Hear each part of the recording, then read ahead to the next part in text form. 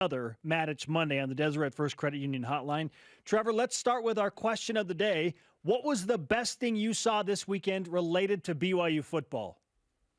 The precision of Zach Wilson. I mean, the precision of Zach Wilson was astonishing. He was, 24 of 26? That's hard to do against air. To throw 26 passes, many of them downfield, and have only 2 of them hit the ground for whatever reason. But on the flip side, guys like Tyler Batty on defense rising up and creating a one-on-one pass rush threat, or contributing to the one-on-one pass rush threat, getting pressure on the quarterback with 3 guys rushing, that is just as important as what Zach Wilson is doing. So all around, there's so many good things that we can talk about. Let's talk about what Zach did, and you mentioned it. The second best completion percentage, minimum 15 attempts in program history. He has number 1, of course, with the Potato Bowl in 2018. But what is it that he is doing that's making him an elite quarterback right now in college football? I think he's trusting his receivers. I think against Navy, he was finding his way with them, and he was delaying just a little bit the throw at times to make sure that they were where he expected them to be. I think now he is reading the defenses and throwing it where it's supposed to go, understanding that the receivers will be there. And that's a really important part of it. That confidence, that chemistry allows everybody's talent to be maximized. Trevor Matich of ESPN with us on BYU Sports Nation. Is Zach Wilson right now a legitimate Heisman Trophy contender? I don't know that you can say that. I think he's playing at the highest level of any quarterback in the country. I think that because of the level of competition, people would be reluctant to put him in that conversation. But I think he can work his way into that conversation. And it's not his fault that the competition has been what it's been. The flip side to that about competition is that it's not fair to BYU to say that they're just rolling up a bunch of cupcakes. I mean, they're beating some teams that have good history of success. Just Louisiana Tech is a team that is known for its offense. They were averaging about 50 points a game coming in. This is a team with Skip Holtz as the coach that is excellent at making big plays and turning every game into a track meet. And BYU's defense was able to shut them down for the most part. Same thing with the opposing defenses. BYU has had to earn everything they've gotten. Zach Wilson has had to earn everything he's gotten. And I think Heisman voters that are paying attention will look beyond the fact that they haven't played Georgia yet. And they'll see things like how accurate Zach is at throwing the deep ball. If you take a look at passes thrown 20 yards or more in the air, so not a bubble screen that the guy runs away, the ball goes at least 20 yards in the air.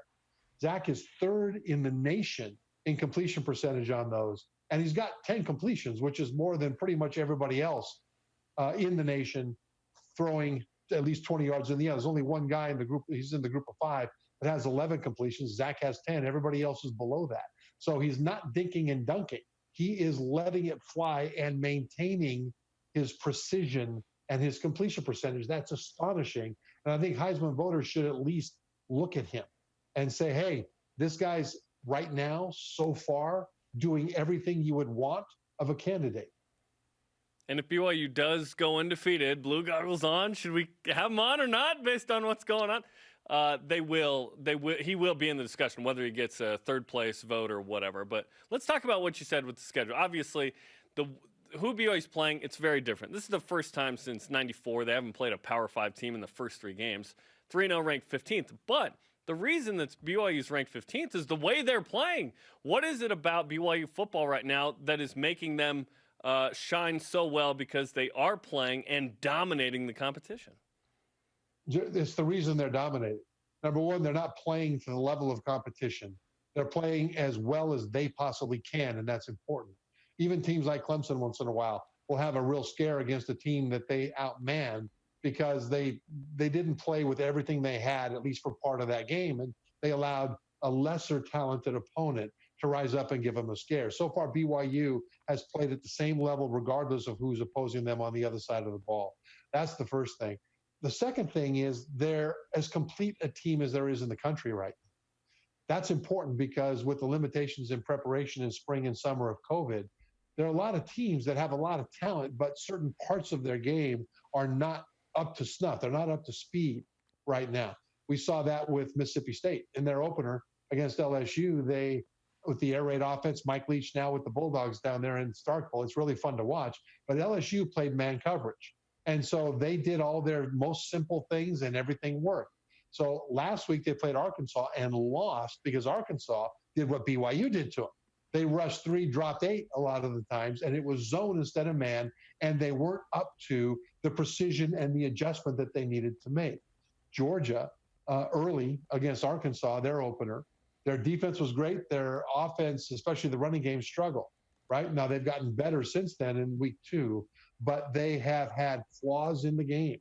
Most teams have flaws in their game. BYU is a team right now that's playing offense, defense, special teams for the most part with precision, and you can't really point to a place that they are not performing well. You can't point to a place to say, yeah, they're strong here, but they're weak there. And I think that's one of the reasons that the pollsters respect them so much. ESPN's Trevor Matich on BYU Sports Nation. I'm not sure we can quantify this, but how much of an advantage does BYU's head start to the season give them over potential New Year's 6 competition, specifically from the Pac-12 and the Big Ten, who are not going to start until October 24th or later? You know, I don't know that it gives them that much. Right now, they're at 15, and the AP poll is ranking what they assume the Pac-12 and Big Ten teams will be. So they're already in the poll. Still, BYU's there at 15. But as time goes on and resumes get built, the pollsters will have to take some of that strength of schedule into account. So it's out of BYU's control, but all they can do is go play at the highest level they can possibly play, no matter who's out there, and hope that the people doing the voting, especially the College Football Playoff Committee, will look at them for who they are and not for who they may not have played, assuming they're able to continue this run. You've talked for years on this program about wanting BYU receivers to be more aggressive, more ball hawking, to make better plays in the air. Right now, Dax Milne and Gunnar Romney are averaging together through 3 games, 212 receiving yards per game. What are you seeing from those two in particular that pleases you? The junkyard dog mentality. I mean, when that ball comes down, it's a fight. It's their ball. We've talked about that, like you've said, that too often in past years, a ball will come down, and if it's not right there and the defender's kind of in the way, oh, well, I'll try it next time. There is no next time. That's my ball, right? And they're playing with that kind of mentality. They're fighting off defenders to make the catch. They're diving to make the catch. They are throwing their bodies around with reckless abandon, understanding that it's going to hurt when they hit the ground or when they get hit by the defender, but it's their ball. And I love it that they're doing that. That's one of the reasons I think that the quarterback can trust them so much. It's not just the wide receiver, though. You're having some fun at tight end. I mean, it's really a shame that Matt Bushman can't be here to be a part of it at tight end. But, you know, Mason Wake is making a name for himself. In the opener against Navy, I actually pointed my phone camera at the TV because he made a block at the point of attack that didn't get mentioned on the TV broadcast, where he smashed into a linebacker and literally bowled him over onto his back. It was the most dominant, clean pancake you could possibly imagine. I tweeted that out saying, this is who BYU wants to be. Well, he's continuing to do that, whether he's blocking or whether he has the ball in his hands. So the Carter Wheat, same way, going up and catching the ball, making good catches that are contested. The receivers and the young tight ends are playing in a way that this team needs, because they're playing the way that Kairos Tonga plays, with anger, with viciousness, with a single-mindedness toward dominating their opponent, except they're not big Kairos, they're little bitty receivers, and I love it. Trevor, that said, while we talk about all of the best plays that happened on Friday night against Louisiana Tech for BYU, which individual play impressed you the most? Because we need to throw Troy Warner's interception in there with that junkyard mentality as well. Yes, that was a great play. Another one would be Zach Wilson to Dax Milne, deep down the right sideline when Zach was rolling to his right, threw it, kind of, you know, drifting a little bit. Defender right there, ball went right to the boundary, perfect throw. My favorite play, though, is neither of those. My favorite play is a sack by Tyler Batty. He was coming over the right tackle, and he threw a move where it was a club move, where he clubbed down the tackle's arm. So when the tackle tried to punch him, clubbed down. Tyler missed the club. The tackle had his arm down. But he kept his feet driving, and he dipped his shoulder anyway. So the combination of the feet driving and the shoulder dip made it so that even though he missed the club, he still defeated the tackle's technique and got the sack. That's a complex way to get a sack. I love it. His 3 sacks against Louisiana Tech would have been the high for the season of anyone last year, by the way, which is just insane. Okay, you played in the golden era of BYU football, obviously on the 1984 national championship team, and you were on some other really, really good teams as well.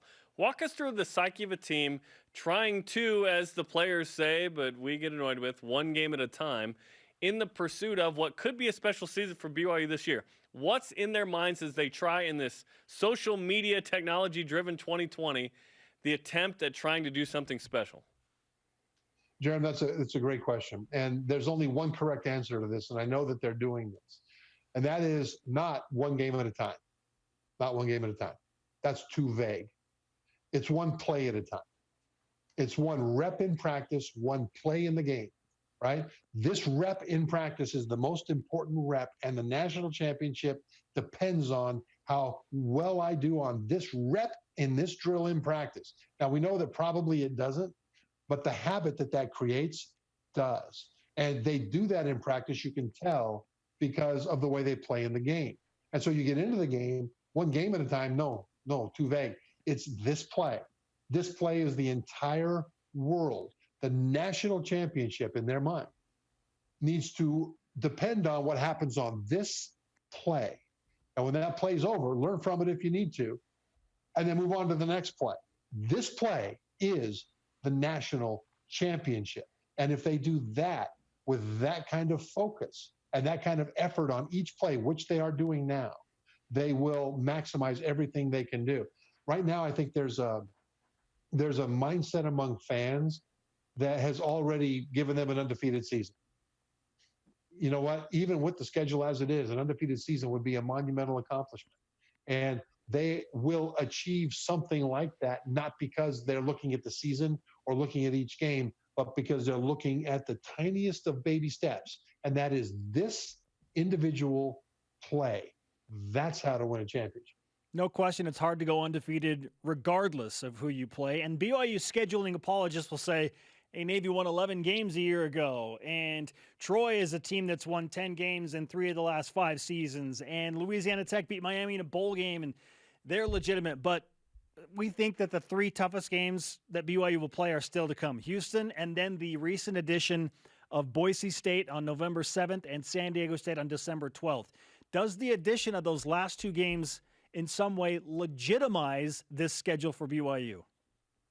I don't know that legitimize is the word I would choose, Spencer, but I think that it helps. It helps to bolster it because both San Diego State and Boise State are programs that are known nationally and are respected nationally. Their coaching staffs are respected nationally. Now, in order for it to give BYU a boost to maybe get into a New Year's Six Bowl kind of a thing, if we think like fans and not like the players need to be thinking, one or both of them need to be ranked at the time that they play.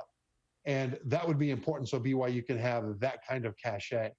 But at the same time, they're thinking the same thing. I mean, it was good for them to schedule BYU because if BYU maintains this run, then Boise State and or San Diego State will have a chance to play and possibly beat a highly ranked BYU team. So there's sort of the same concept on both sides of this. So just because those names are on the schedule doesn't change as much as it would if those names are ranked at the time BYU plays them. But BYU has to take care of business and understand that in years past, we've seen BYU lose to teams that were real head scratchers, right? Those days have got to be gone. And they've got to focus on one play at a time to make sure that they get to those showdowns with Boise and San Diego State still undefeated. Sound takes, sound insight from Trevor Matich, a man who went through a season undefeated and was willing to stand up to that pressure. Trevor, great to talk with you on a Monday. It's great to be with you guys. Thank you. ESPN's Trevor Matich on the Deseret First Credit Union Hotline. Deseret First, you know why, we show how. Show